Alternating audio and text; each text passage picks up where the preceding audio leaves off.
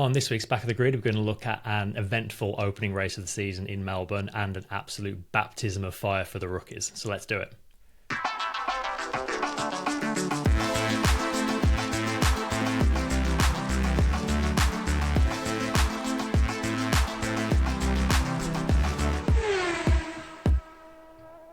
Hello everyone, welcome to Back of the Grid. I'm Chris, joined as always by Tom. Hello everyone. And that was a heck of an opening round of the season, wasn't it? Yeah, I mean, better than I thought it was going to be. Even if it was due to weather, it was definitely more interesting than I thought it was going to be, that's for sure. Yeah, I mean, this is why I know there's a healthy dose of nostalgia just for like the era that we started watching F1, but yeah, this is why I love Melbourne as a season opener, because it always seems to throw something up. Like, you always get some crazy stuff going on there. I love it. Yeah. And it just feels right having to get up early in the morning for the first race of the season as well. Yeah, I wonder how many other people, like, because you've got an older generation that will know Australia is either not being on the calendar or being, like, end of the season. Because obviously back in Adelaide times, it used to be at the end of the season. And then you've got us, like, middle generation who... Well, I say middle generation, like, in terms of people watching the sport currently. Yeah. The middle generation who know it as the season opener for a long part of their watching time. And then you've got the new generation who have always seen it being, like, Bahrain for the last for a long 10, time, however many years. I think we were supposed to have Australia open up in 2020, weren't we? But then COVID. Yes. And basically ever since then, it's been Bahrain, I think. And it's went back to Bahrain as it was previously. So. I think I'm right in saying it's Australia for at least the next 2 years, hopefully. Yeah, they did a multi-year deal, didn't they, that solidified them as the opener. So that's good in a way. But yeah, there's quite a lot to talk about, so we'll kind of dive in. I say go team by team. I think we're going to do it slightly differently this week, but we will start with McLaren, who looked very good. I mean, the qualifying gap was fairly ominous, wasn't it?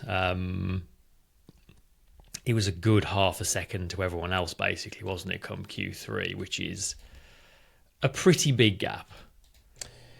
Yeah, it's an interesting one because I thought during Q1, I know obviously the top teams aren't doing their fastest times at that point, but the grid was generally within like a little over half a second of each other, which I thought was pretty decent running overall. But yeah, then by Q3, those top teams were taking half a second, if not a full second, out of those lap times from Q1. Like, for comparison, Norris was 15.9 in Q1, a 15.4 in Q2, and then almost 15 dead of just short of a 15.1 in Q3. So they're taking like just a little over 8/10 off in the McLarens, and I think Piastri's differences were around about the same. He was like 116, 115 and a half, 115.1. So there was a lot of pace unlockable in that car. I mean, although having said that, Verstappen wasn't too far behind them, but the general pace of that McLaren is something that other people are going to have to catch up to, I think, this season. I've already seen someone say if Verstappen had qualified on the front row by that much, people would already be saying the season's over. If he'd... to be fair, it was like 3/10 back to Verstappen, wasn't it? From the two McLaren. I was going to say it was pretty close, but it was both McLaren side by side. They were within like a couple of hundredths of each other, I think. Yeah, it was about overall. 3/10 from Piastri to Verstappen, then another 10th or two to Norris. So pretty significant gap. But Norris held on for the win. He had to soak up a ton of pressure from both Piastri and Verstappen. Obviously, there was the off-track excursion when the rain came, which was real heart-in-the-mouth stuff. But despite all of it, he did soak up that pressure and keep his head, which I think is not something you necessarily would be able to say about Norris in seasons gone by. It was one of the more, under a lot of pressure, he seemed very assured, I think, this time, which was good to see from a Norris point of view.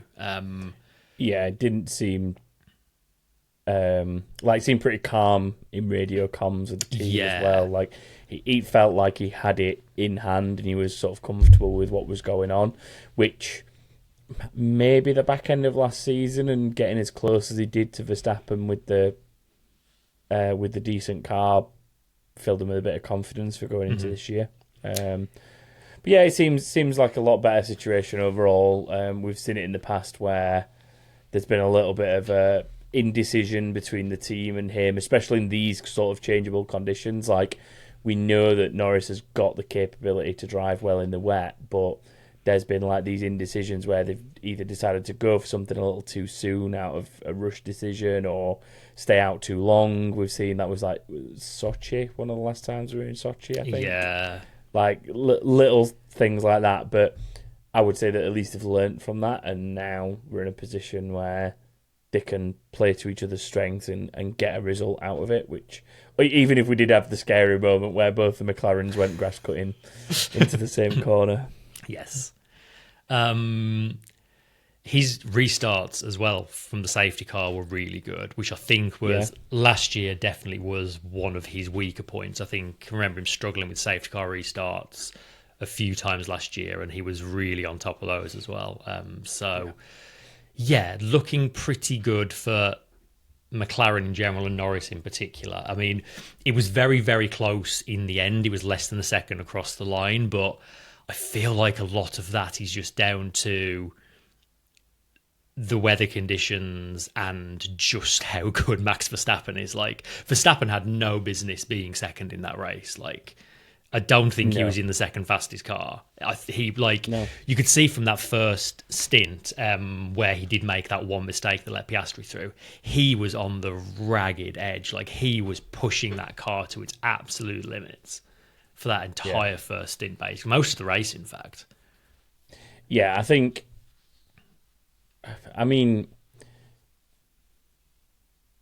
that the Ferraris were potentially faster than the result gives them credit for, and there was more of a strategy issue to some degree there for them. Not like anything huge, but just wrong place, wrong time, I think.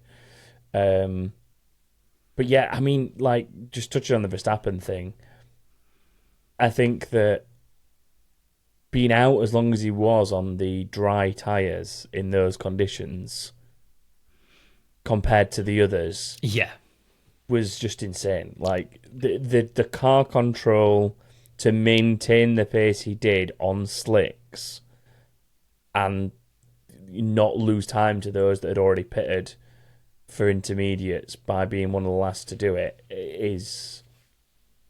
I don't think I've ever seen that in this recent era. Like, normally, if you stay out that one lap longer than everybody else that's going to Inters, you're a goner at that point. And you kind of saw that with Hamilton, didn't you? I feel like Hamilton was another one who tried to stay out longer and stayed out too long. Yeah, and ultimately paid the price for it.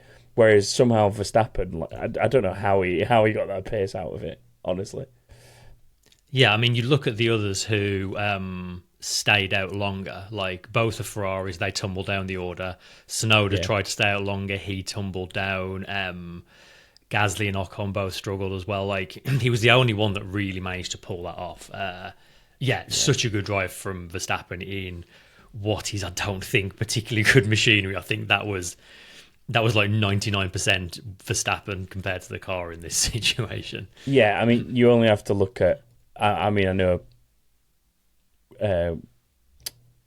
that Lawson's kind of considered a rookie, even if he has had races last season, but, you know, qualifying down in 18th and then struggling instantly in the conditions in the race, like, it shows that you know, that car's not... Well, I mean, we'll see. I don't think the car's as bad as what it looked like in Lawson's hands, but No. I also don't think it's as good as third on the grid and second place in a race. Like, I just don't think it is that good. That is just pure, just Max Verstappen talent that's gotten that to second place. Yeah, absolutely. Let's circle back to Piastri, who only came home 9th in the end after having the worst of the sort of double McLaren off when they both arrived at a corner where it was raining, first of all, so didn't know what to expect, I guess. Yeah, I mean, that was mostly just bad luck that he didn't quite keep it back on the track, and Norris did, I think. I mean, it was kind of hard to tell from the broadcast because they were cutting around, but I don't know if you've seen footage from the crowd of just how long he was there trying to get the car moving again, and it was agonising. Like, I was convinced he was stuck, and he managed to just get enough traction in reverse to make it start moving slightly. Yeah. And like the cheer from the crowd when it started moving at like half a mile an hour backwards.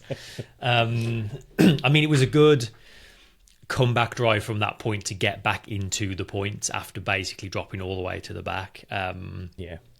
And I think in hindsight, like, he will take comfort and positivity from that race that he was so close to Norris for huge chunks of it. Like, I think he was the fastest car on track at certain points. I mean, yeah, there's a point where he was, like you say, closing down on Norris quite considerably. Yeah. And Norris was essentially about to have to defend from his own teammate.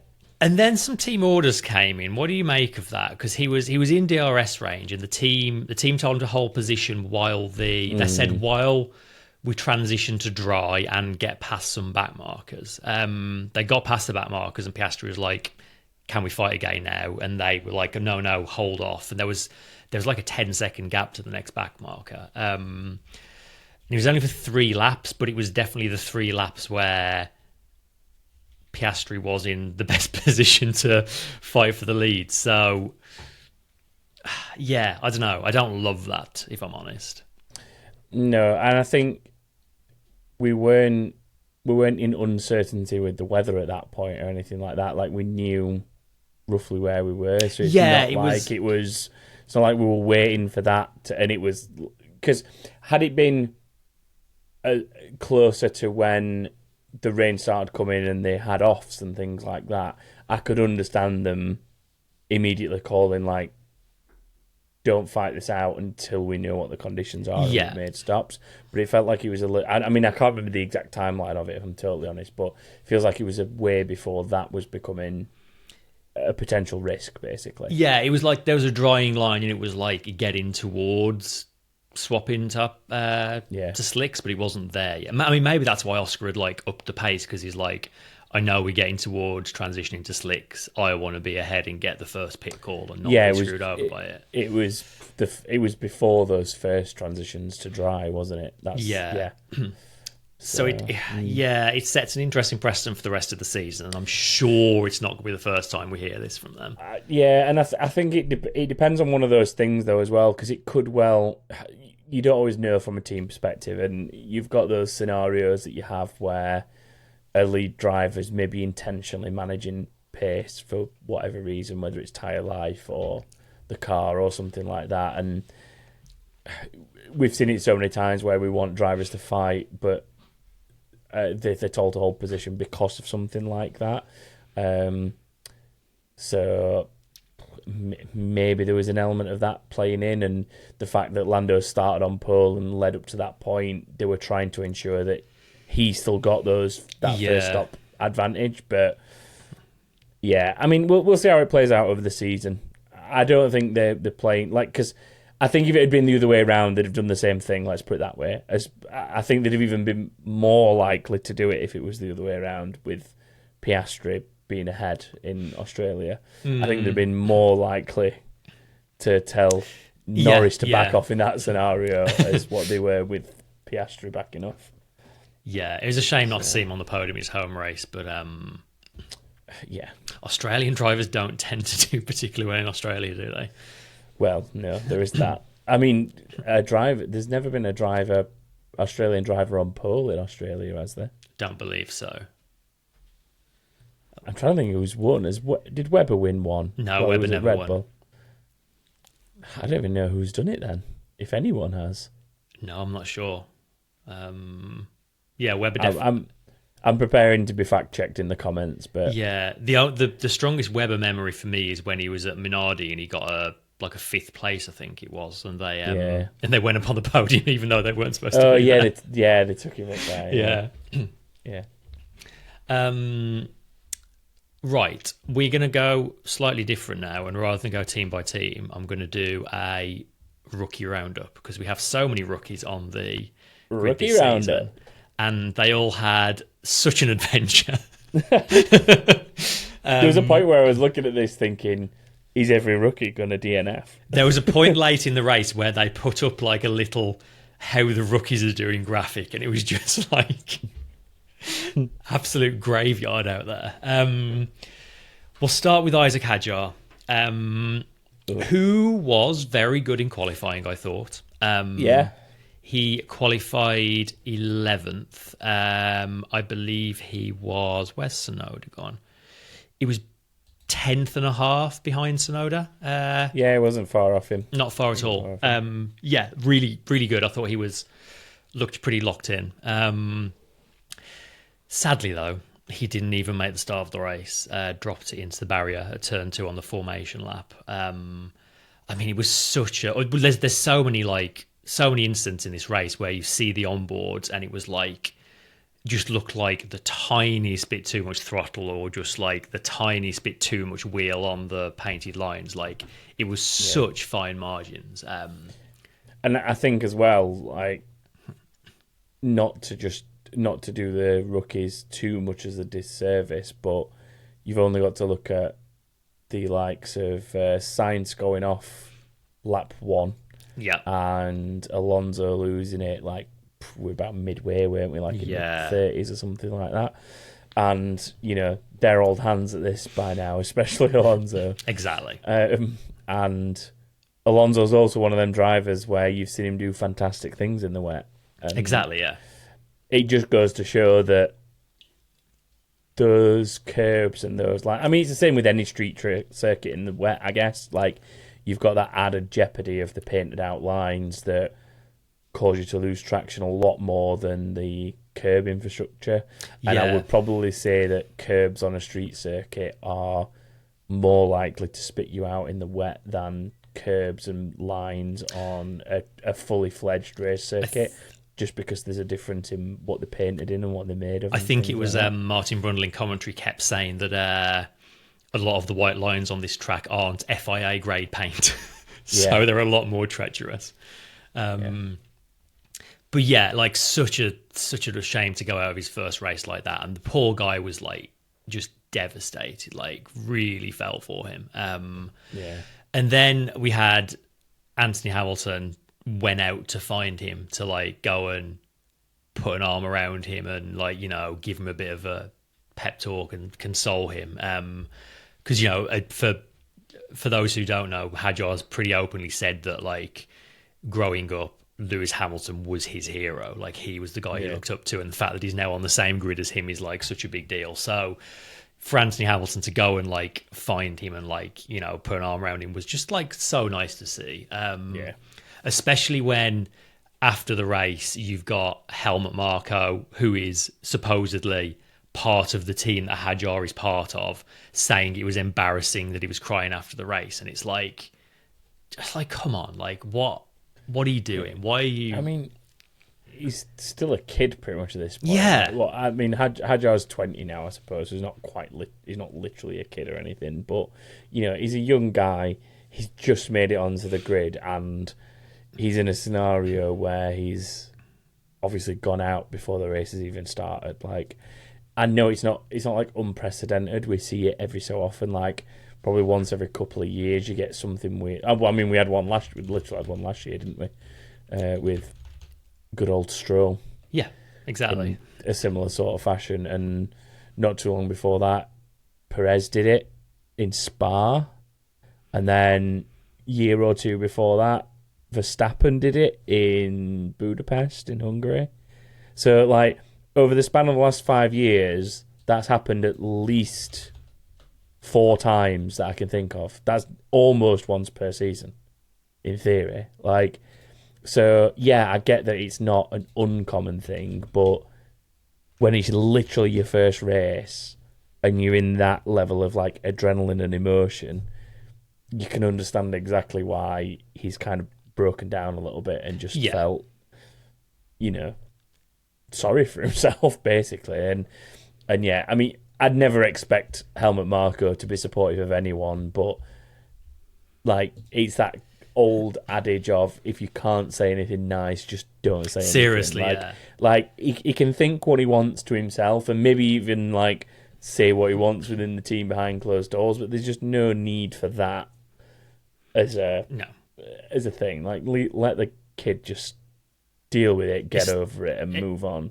It's like you saw yesterday, like two of respectfully some of the sort of older, more senior people within the paddock dealing with, as you say, basically a kid who's had a horrible time. And like, I think it just speaks volumes how those two people approach that situation. But yeah, good on Anthony Hamilton. He seems like a really good guy.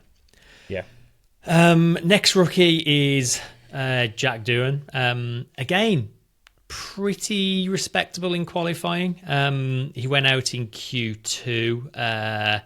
It was a bit bigger gap. He was 6 or 7 tenths behind Gasly, but did a decent enough job, I think. He made it as far as, well, he was sort of between turn 2 and 3, wasn't it?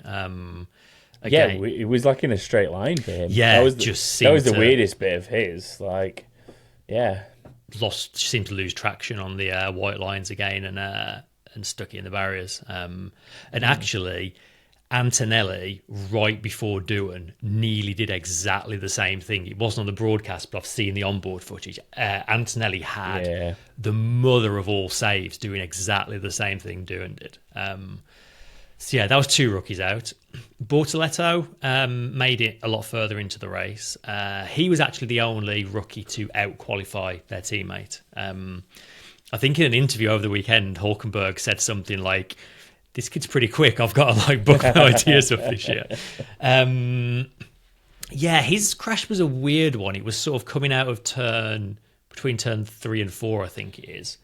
But when you watch the replays, his right rear was broken before he hit the wall. So it's hard to tell if it was a failure that caused the incident or if it was just that in the process of spinning, the kind of unusual lateral loads on the suspension that they're not designed for caused it to fail before we actually had any contact. But yeah, little bit odd, the Bortoletto one. But still, like a decent showing in tricky conditions. He was behind Hulkenberg at that point, but like on pretty decent pace. I still think Bortoletto is going to be very, very good. I've got very high hopes for him. Yeah, it looks pretty solid so far. Yeah, and we said this before the season started. Like, if in terms of someone solid to put him up against this season, Hulkenberg is a good person for that, for sure. Yeah, for sure. Who's next? Lawson. We're still counting him as a rookie. Very similar crash to Hadjar, actually, sort of backing it into the wall at turn 2. The team did admit that they, given how far back Lawson was at that point, they kind of took a gamble by leaving him out on the slicks a bit longer than everyone else. So that obviously would have contributed, but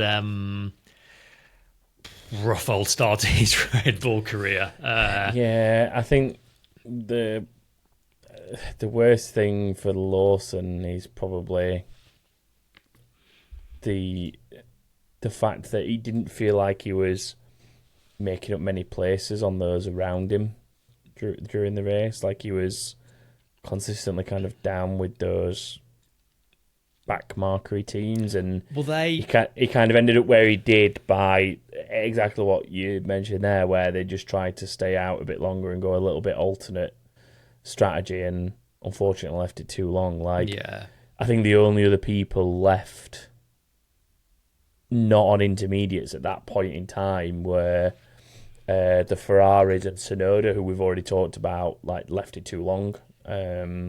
Yeah, so. Yeah, it's a bit of a weird one. Not the best start. No. Well, they started him from the pit lane because they basically just cranked a ton more downforce on the car. But it almost seems like they overdid it, and like, yeah, it was better for the wet, but also he was like a milk float in a straight line, which is probably why he couldn't make any progress through the field. But yeah, really tough one. Like, obviously out in Q1 as well. That second Red Bull seat, man, it's just the same old, isn't it? Especially when you've got Tsunoda qualifying. I forgot where it was now. Was he 7th, I think, in qualifying? No, 5th. 5th. Oh no, 5th in qualifying. Yeah, so ridiculously good. Yeah, crazy that. And he could have been on for a much better race result if they'd have not tried to go too long on the slicks. I think if they'd have come in that lap earlier, that he'd have possibly had a decent points finish. But yeah. But yeah, I think when Tsunoda's doing that much better, it's a bit of a, in a way, it's a bit of a typical middle finger to Red Bull, isn't it? Of you picked the wrong person. The thing is, though, at this point, we've seen this so many times, and I find it hard to believe if they'd put Tsunoda in that seat, he'd have done much better at this point. Like, true. Just everybody seems to struggle in that car. It's bizarre. Honestly, it just goes back to show that, yes, the car's like a top tier car, but I think it does go to show that it's nowhere near as good as people generally believe.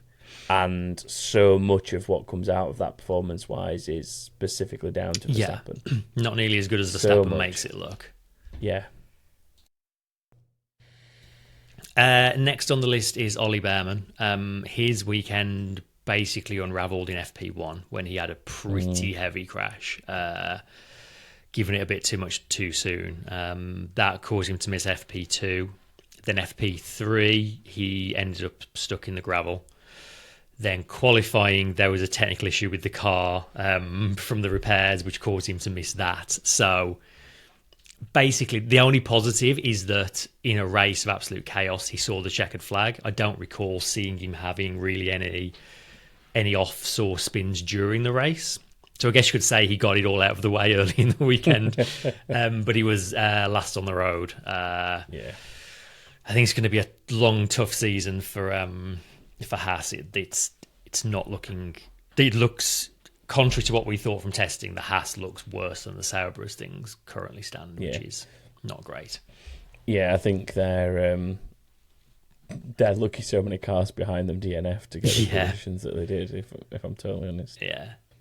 And then finally, we come to Kimi Antonelli, which is like the one successful rookie in this race. Yeah. He managed to damage the floor in qualifying, and he ended up dropping out in Q1 in 16th. But he had an adventurous race, but ultimately a very successful one. He obviously had that massive save I mentioned earlier on. He did have a spin, I think, in the first phase of the race, and he managed to keep that out of the barriers. But just gradually climbed his way through the field. I mean, Mercedes called the strategy perfectly. Like, their pit stops were timed beautifully, which helped a lot. But yeah, climbed his way through, made some really good passes. I mean, his pass on Albon towards the end was real nice. I think we'll talk about that again later on in the podcast. Initially, he got demoted to 5th for an unsafe release, but Mercedes actually, in a very rare case, Mercedes successfully appealed against an unsafe release penalty. Yeah, which doesn't happen very often. But the basic reason was, at the point the stewards made the decision, they didn't have access to the onboard footage from his car, but still were like, "Oh yeah, it's probably a penalty." So then Mercedes were like, "Here's the onboard footage, and it's clearly not an unsafe release." So they turned it over. 100% sure how I feel about that situation on the whole. Like, I Yeah, I think if certain bits of footage that they've got can say that it's potentially an unsafe release, but they need to wait on something else.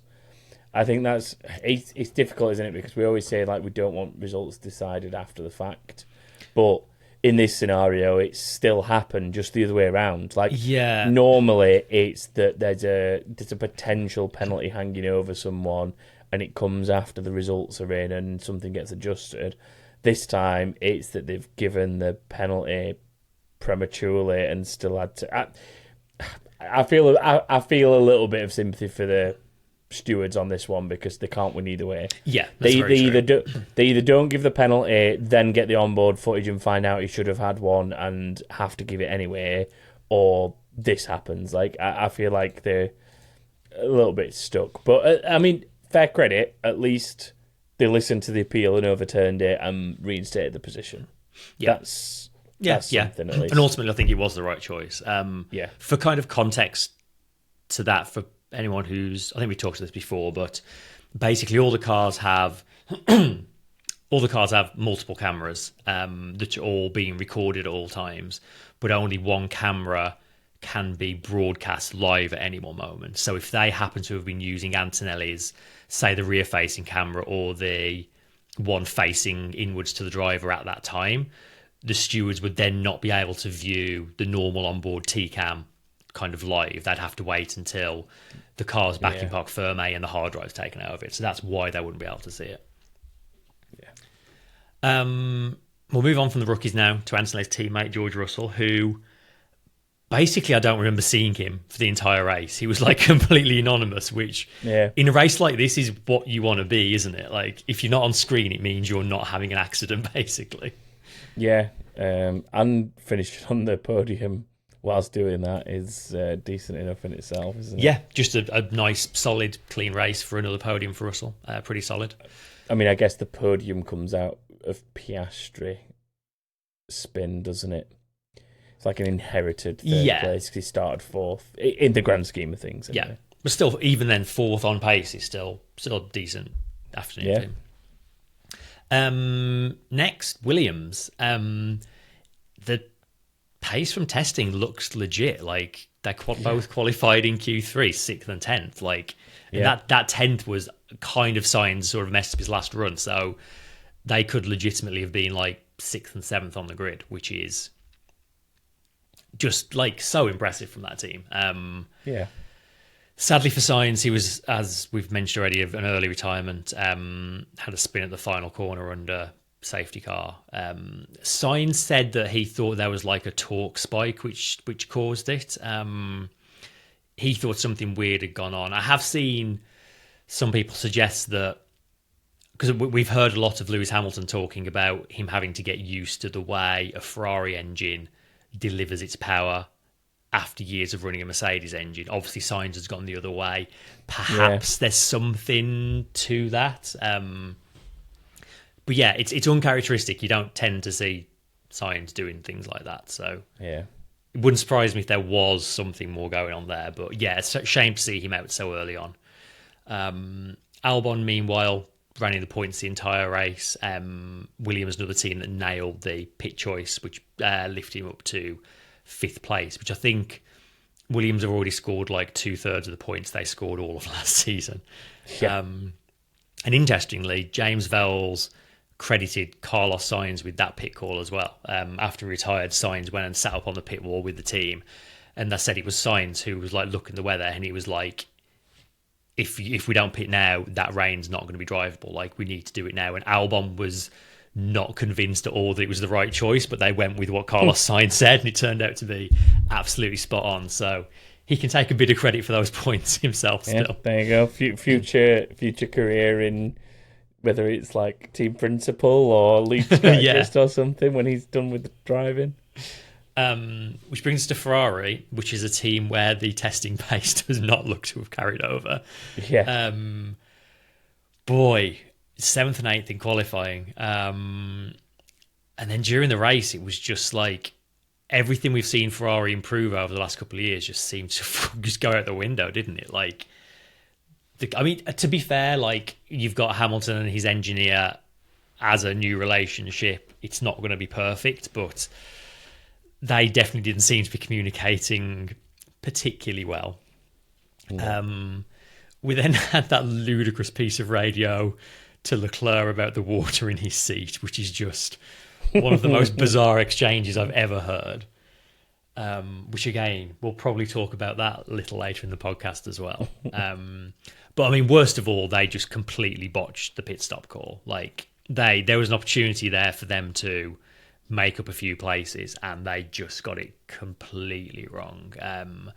8th and 10th they finished in the end, which is...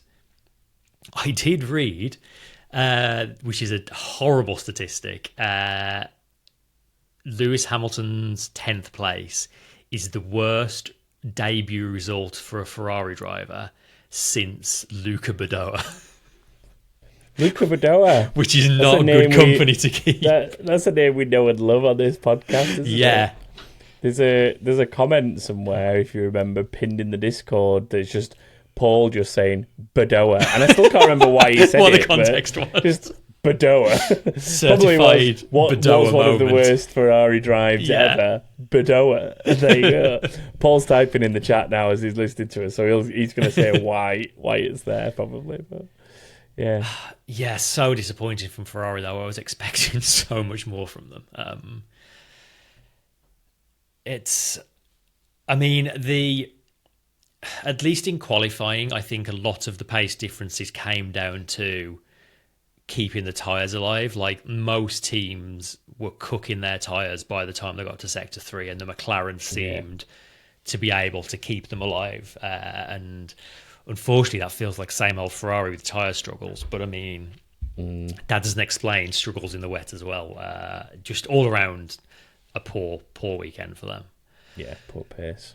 And then to wrapping up the last few drivers we've not mentioned, Stroll and Hülkenberg were another two drivers who basically benefited from just perfectly timed pit stops and also just keeping it on the road. Like, Stroll, like, credit to him. He always seems to excel in conditions like this. Like, give him the sort of... Well, most of the time. Most of the time.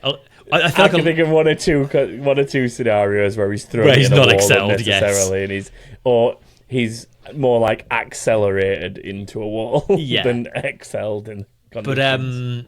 But like, good drive from Stroll. He like kept it on the road. He was there to take advantage. Good on him. Likewise for Hülkenberg.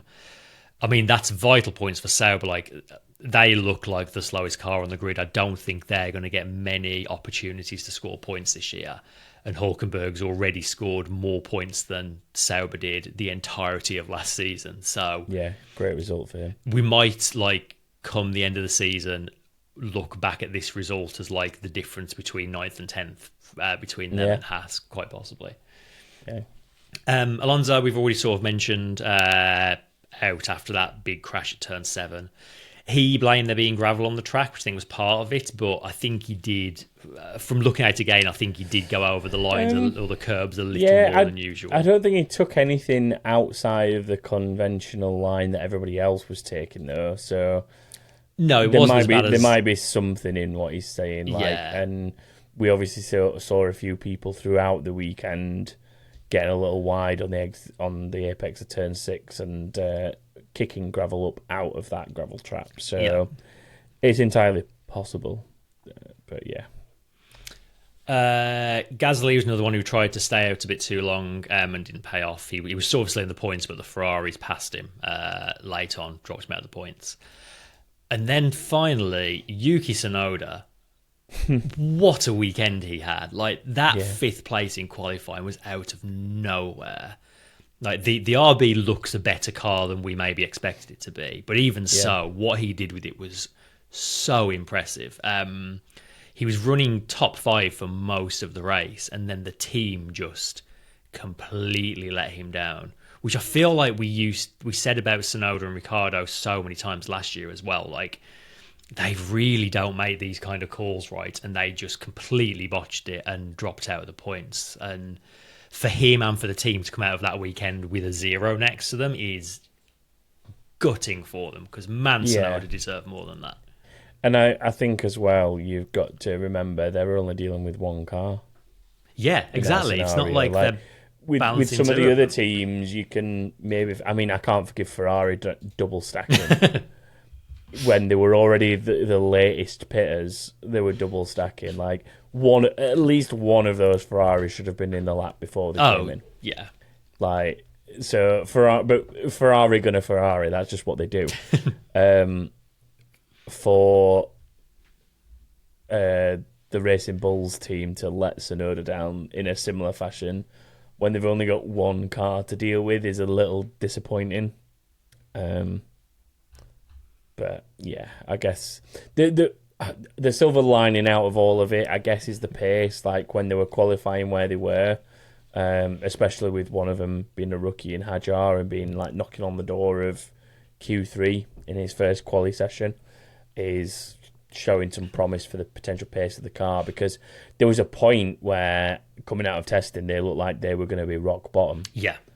And far from it, looking at this. They look comfortably above your Saubers, your Haas's, Alpine to some degree as well. Like, I think the only teams, probably Aston Martin as well, the only team out of that bottom half, I would say, that looks better than that Racing Bulls is maybe the Williams, but that could also just be the fact that it's in the hands of Carlos Sainz and Alex Albon, who have got a bit more experience than the two Racing Bulls drivers. So potentially it's a better car than the Williams, and it's just that you've got drivers that need to learn how to get the most out of it, which Tsunoda's been around a little while now. He's probably going to be most capable of it, like what we've seen this weekend, but Hadjar doesn't look far off being able to unlock that potential. Yeah. Tsunoda's an interesting one this season because he knows he's never getting a Red Bull seat. Yeah. He knows he's probably out of RB at the end of this season. It looks like the Honda connection to potentially get into Aston Martin's probably not going to go anywhere. So he's basically just driving for himself now. He's there every weekend to just turn up and show what he can do. Yeah. I'm expecting good things from Tsunoda this year, and I do really hope he does get picked up by someone else for next year, because I do think he's doing what he should to deserve to be there. You never know, he might end up in a Cadillac. Maybe, yeah, maybe. Add him to the list. Yeah. Right. Should we pick a driver of the day? Yeah, I think there's a few nominations dealing with that. Yeah. But, I mean, so my official vote is going with Antonelli. To get from 16th to 4th in those conditions as a rookie on your debut is very impressive.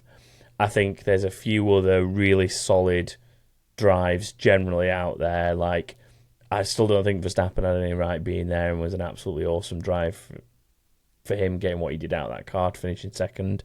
I think that Tsunoda, up until the team let him down a little bit with pit stop strategy, would have been up there. And then probably the other one being Hülkenberg overall, because Hülkenberg started in a very similar position down in 17th and got it all the way up to, was he 7th in the end?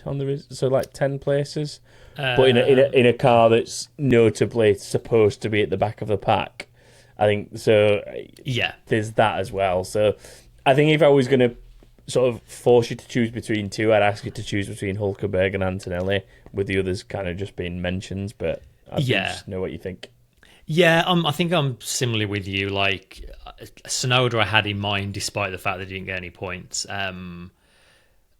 You could make an argument for Norris winning despite all the chaos around him. Verstappen, I think, absolutely maximised that. Albon, 5th, was a phenomenal drive. Honestly, honestly, anyone who made the checkered flag in that race deserves a show, I think. But yeah, I think I'm going to go with you and say Antonelli on that. That was, despite the couple of mistakes, that was a incredible rookie performance. Yeah.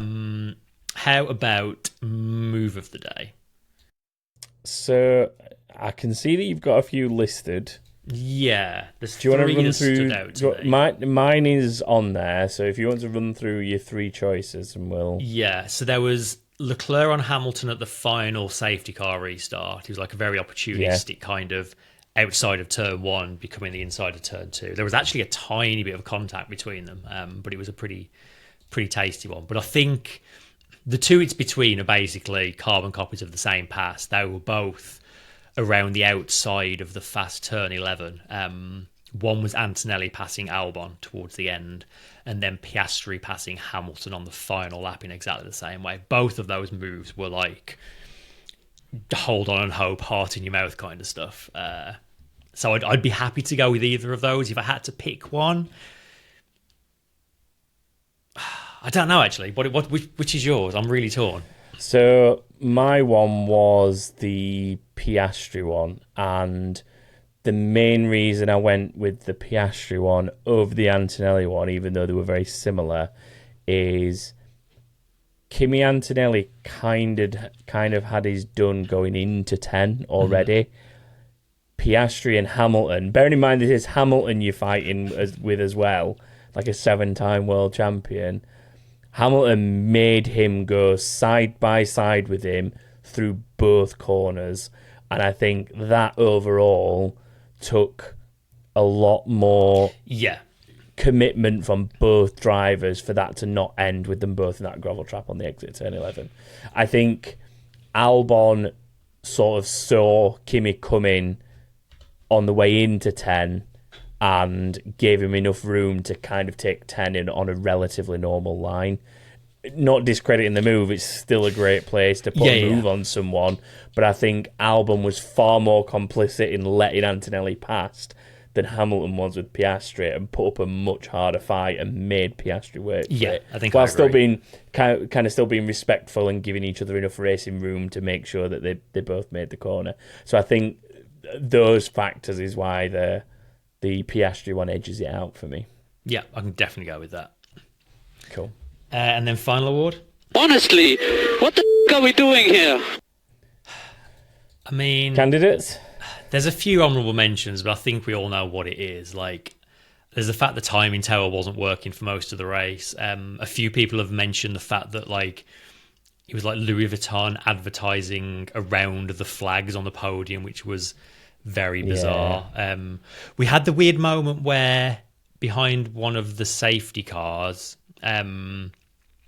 through to the fast 11 and 12, there was a recovery truck on the track, and the safety car cut the corner to avoid it, and Norris was like, there's no way I'm driving out there and getting a puncture, and sort of had to overtake a recovery truck around turn 12, which shouldn't really be happening. No. But I mean, it's the water thing, isn't it? It's there's water in my seat. Oh, it must be the water. Like, it was what? It was bizarre, wasn't it? And Leclerc was so quick to like said, "Wait, I used like something like that's one for the highlight reel or something." Like he was very quick to like quip back, but what are they? Oh, the Ferrari communication is just what made me laugh as well. Is that we had so many clips of like the Ferrari drivers saying like, "Talk to me less, that's too much information," and then it'll cut to Lando Norris's like radio, and him and Will are just having a full conversation. Like he's giving him every minor detail, and they're just fine with it. Like the different relationships is really interesting. I think this is the difference though of when you're out in front and things are feeling comfortable. Yeah, like versus stress. the stress Lewis of leave me alone, I know what I'm doing, and Kimi Räikkönen, that's the classic quote I've just accidentally done there. But like generally speaking, that comes when the drivers are fighting tooth and nail for a position, and at that point they do just want leaving alone. I think when they're in just clean air running, whether they're at the front or whether they're midfield or whether they're at the back, like when they're just in clean air running and it's comfortable, that's when you get your jaunty little conversations and stuff like that, because it's less critical. So yeah, I think that's probably a factor in it. But yeah, saying there's somehow water in my seat and then saying, oh yes, that must be the water, which is pretty much word for word what God said, I think, wasn't it? Bizarre. Absolutely bizarre. Yeah.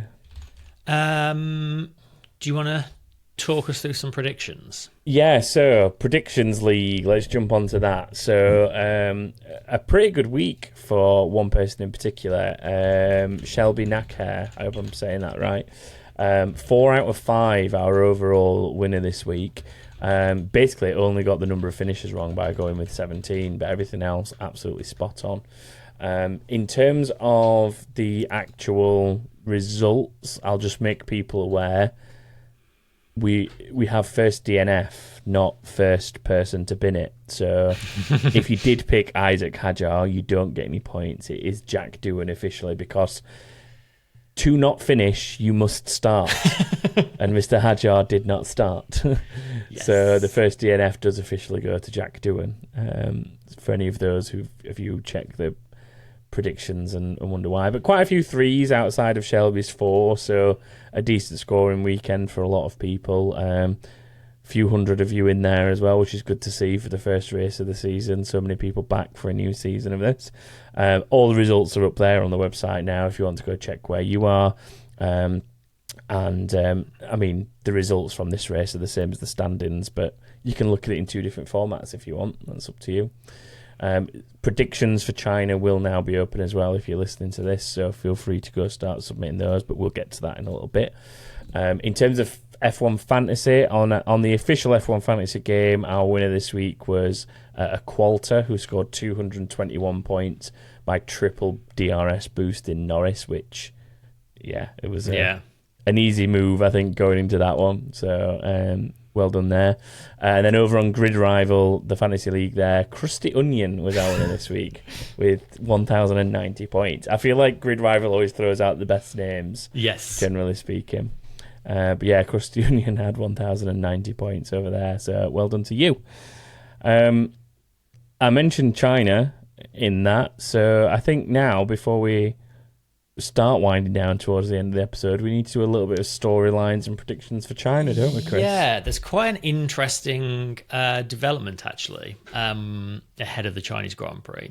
So we already knew that a sort of more stringent rear wing flexibility test was being introduced at the Spanish Grand Prix. That is still happening. However, the FIA released a statement earlier today which said, having analysed footage from rear wing deformations combined with the static deflections measured inside the FIA garage in Melbourne, the FIA has concluded that sufficient grounds exist for a tougher test to be introduced from the forthcoming Chinese Grand Prix on the upper rear wing. So the FIA already you'll have seen the dots on the rear wings from the rear-facing cameras, which the FIA use to measure deflection, as well as the physical test they do in the garage. But yeah, basically they have seen something that they think is pushing the boundaries more than they should be, but still obviously passing the tests, which they currently do, and they are bringing in a more stringent test for this weekend. I mean, they've obviously not said what they've seen to make them want to do this, but I think you would probably put the smart money on this being something McLaren are doing. We know McLaren were the ones pushing the boundaries of the rear wing flexibility and the mini DRS last season, so I strongly suspect it's them again. Interesting that it's that blatant that they feel the need to bring in another test straight away rather than wait for Spain. Be very interested if anything comes of this, whether it does affect McLaren, whether there is any kind of changes needed to their car. Yeah, well, am I not right in saying that the tests for Spain were for front wings? No, the front wing ones were introduced at the beginning of the season. The rear wing ones for Spain, yeah. Okay. Yeah, it's a really quite unprecedented to drop a new testing like that with basically like less than a week's notice. Like this, I think the teams are informed either very late on Sunday or early today on Monday. So they've got to get all of their stuff from Australia to China and set up. It doesn't give teams a lot of time to be compliant with the new tests, whatever they may be, if they're not already compliant. So yeah, an interesting one there. Yeah, it'd be interesting if we could find out more about specifically what the test is, because it could well be something that sounds far more significant than it actually is. It could well. Like, it's hard to tell from what has been published. And I think that suddenly changing it so significantly when the teams don't have the capability to go and put a new part on that will conform to an actual change could jeopardise the entire grid, realistically. Yeah. I mean, it probably won't. It probably won't be that significant, but that's why I think that whatever they've changed is probably somewhat minor. It has to be. For them to do it that quickly, it has to be pretty minor. Yeah. Also worth noting that this being a sprint weekend, the teams will only have one practice session to sort of adjust to any changes they have to make. So, bit of a challenge for them. Yeah, definitely. But yes, first sprint of the season this weekend. I suppose we're looking at kind of things to keep an eye on going into this. Is the McLaren gap to the field going to be bigger on what's looking at the moment like a pretty normal dry weekend? I think qualifying showed a glimpse of it, but if that McLaren is that much better than the field than we think it is, we may well see a much bigger gap forming there. It seems like they have a tyre advantage on the field, which is where they're maybe going to show that. Likewise, how are Red Bull going to fare on a more normal dry weekend without Max Verstappen's ability to drive in the wet faster than anyone else to kind of save their blushes a little bit? I think he's got that ability in the dry as well, as proven by qualifying. Like, when you look at the qualifying results, he was fairly comfortably in that third place behind the McLarens. And from what I remember, in total, he did less laps than anyone in qualifying. So we know that of Max. We know that he can get the best out of a car in the shortest time frame under the highest demand. So I think he'll still be in general touching distance with them. But I suppose the main problem that you'll maybe see for the Red Bull is the long straight. And think like the start finish straight is fairly long in itself, but then that back straight down into the final hairpin is probably going to compromise the Red Bull, would be my guess, because in years gone by when Red Bull have had good results in China, it's generally been because they're so fast through the middle section because of the downforce of the car that being compromised down that straight isn't enough to hinder them overall.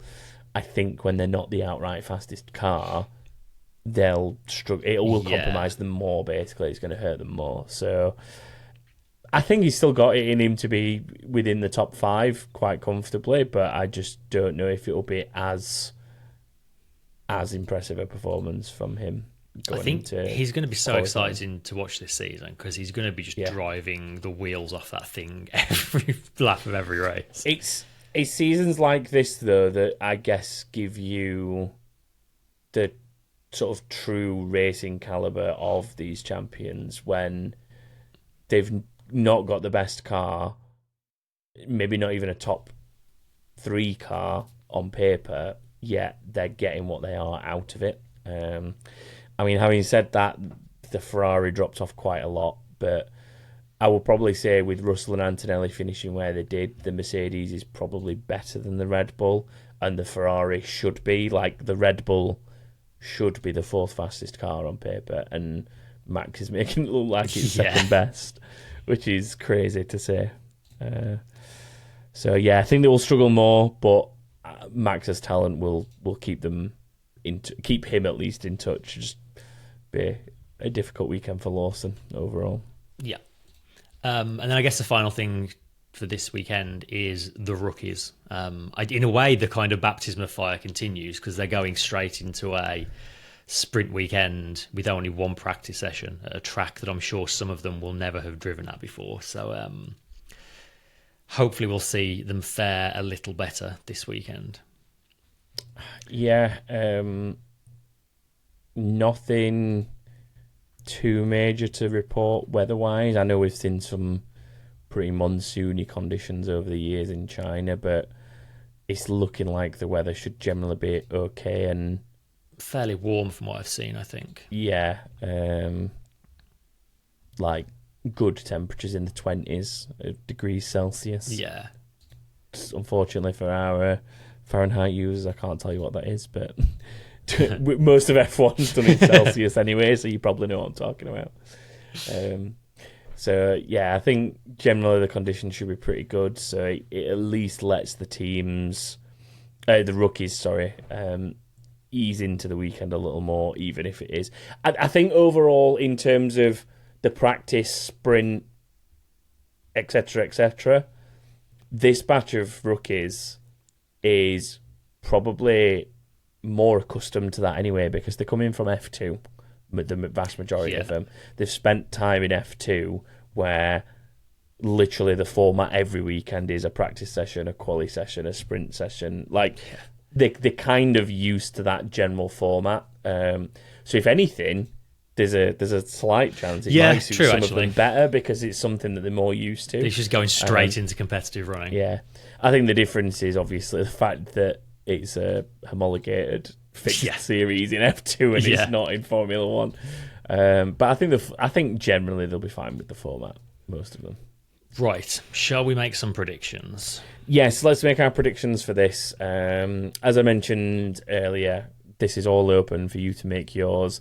If you're listening along, if you want to head to backofthegrid.com, Chris and I are literally filling ours in there as we speak and do them. So we will, it will be open and you'll be able to submit yours at the same time. So, fastest qualifier in China this year, Chris. Any takers? I'm going to go for another Lando Norris, I think. Yeah. I'm also going to be pretty boring based on what we saw in Australia.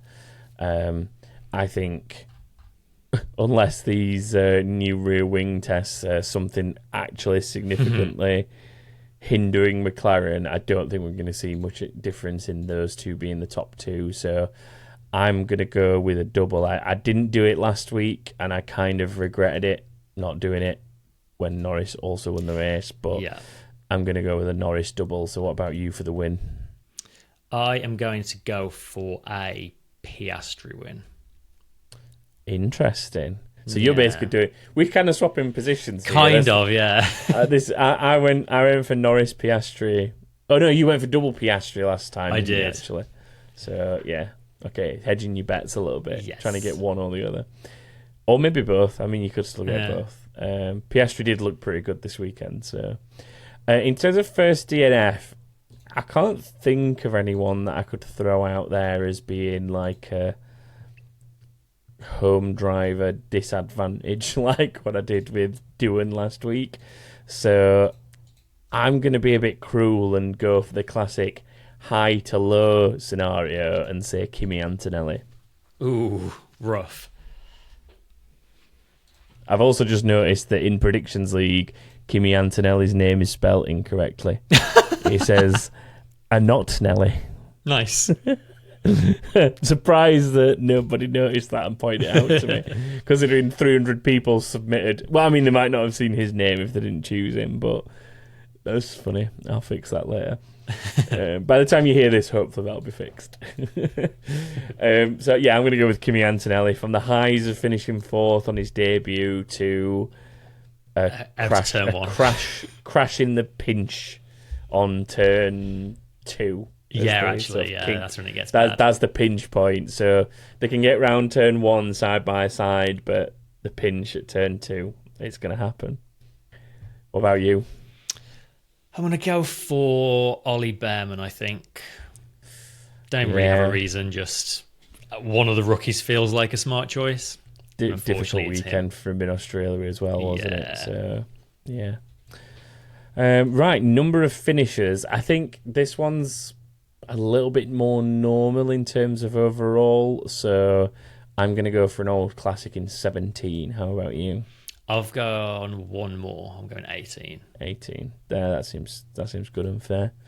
I just think I can't ever go too high just yet whilst we have so many rookies starting a race.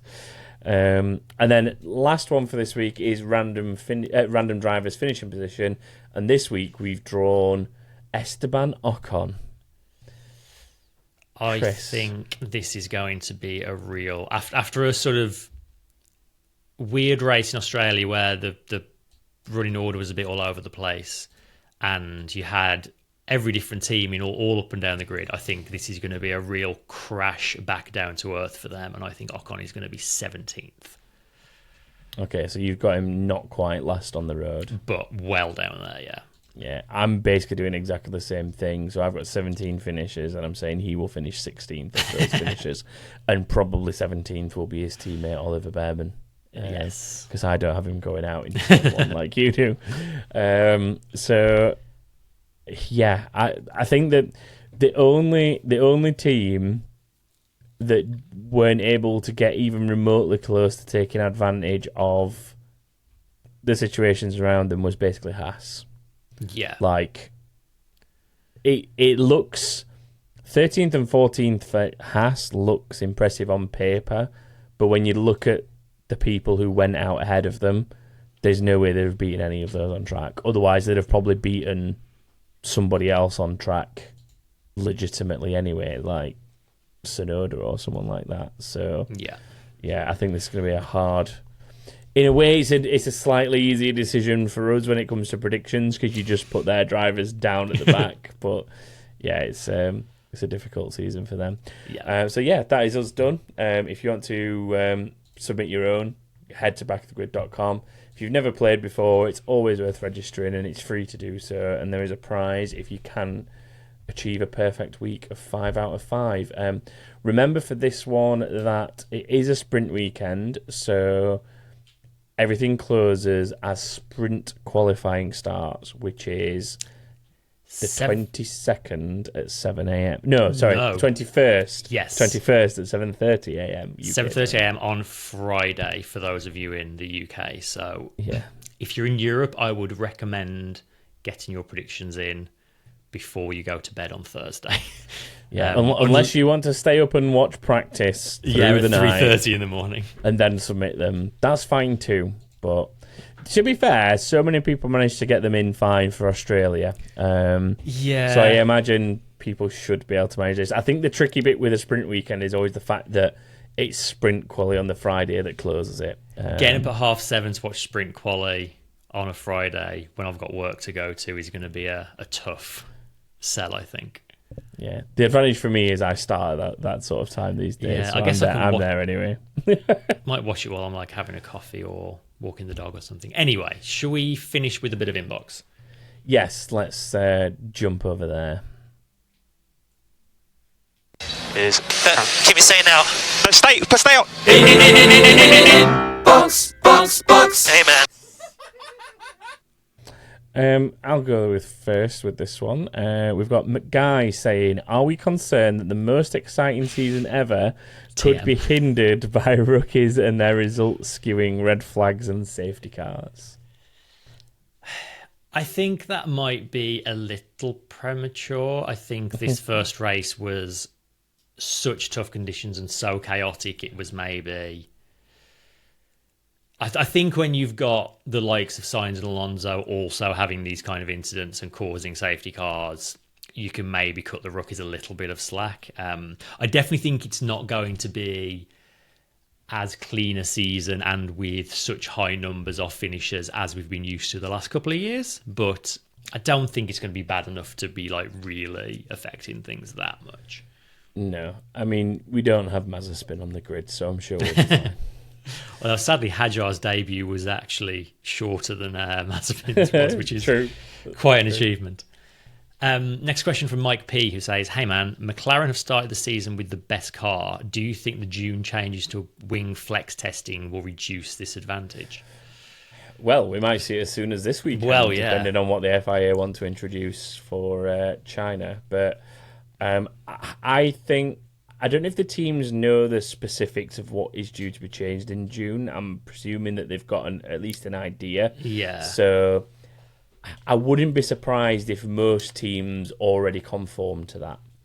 I wouldn't be surprised if that the thing that they're wanting to maybe adjust the tests for in China is the fact that they've noticed that the teams have already found a way that would gain them similar advantages, but past the new tests that have maybe been penciled in for June.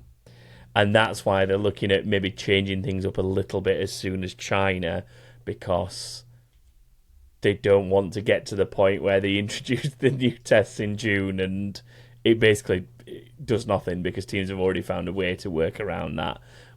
So I don't think it's going to make a huge amount of difference. I think it might maybe bring whoever's close to them at the time, like Mercedes or Max in his Red Bull, a little bit closer and close the gap down. But I don't think it's going to just suddenly like drop them down through the pack or anything drastic like that. I don't think it's that significant of a thing. No, as you say, I think they've known about it, knowing it's coming for long enough that they're going to be fully prepared. It might close things up a little bit, but I can't see it having an enormous effect. Yeah.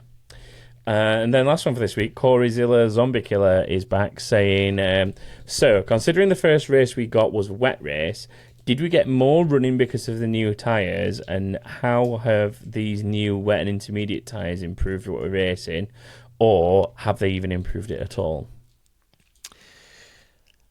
I mean, the biggest problem the last couple of years has been the wets, not the inters. Like the inters have been all right for a good few years now.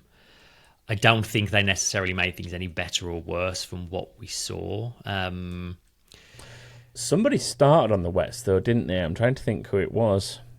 There was one car who started on the wets, and everyone in the chat's pinging Stroll's name at me, so it must have been Stroll. Yeah, so he's not. And I wouldn't necessarily say it gave him any particular advantage or disadvantage, but at the end of the day, he finished fairly strongly, so there may be something to be said for being able to use them and take advantage of them. Yeah. Apparently he changed before the actual start. Okay, so he had one initially, but when the start was aborted, they swapped. Right, there you go then. So yeah, I don't think we saw conditions bad enough to go to the full wets anyway, the extreme wets, whatever they refer to them as now. So yeah, I thought Stroll had maybe made nail to take advantage of him, but it sounds like he didn't. So overall, I would say that we've probably not seen anything significant enough to properly test the wets yet. Yeah. Maybe come Spa or somewhere like that, we'll get something. Usually do. Yeah, usually. And that is about it for this week. We've done it. One race down, 23 to go. Yeah. Thank you, everyone, as ever, for joining us, and for those of you who've come back from our previous seasons. As always, if you want to get in touch with us, we're on all the various social media things. We're easy to find. If you're an audio listener, don't forget that we're also on YouTube, so you can see what we look like and admire our background Lego. If you want to join our wonderful Discord community, you can go to patreon.com/backofthegrid to find out how to do that. Once again, don't forget to get your predictions in nice and early because it'll be in the sprint weekend. And to play us out this week, our jingle writer, maker extraordinaire, Ash, aka Yuki Snaily, has sent us a new song to celebrate the start of the season, the return of Formula One. So we'll let Ash play us out. And until next time, thanks for joining us and goodbye. Bye, everyone. Winter was long and cold, feels like your life's on hold. But off season's over, life's up, baby, here comes the fire. Lewis Hamilton's in red and so is Verstappen. From the back of the grid, we'll be cheering on everyone. Join us on Patreon. Lights out! Formula One. I feel like there's an argument to make that the permanent outro now.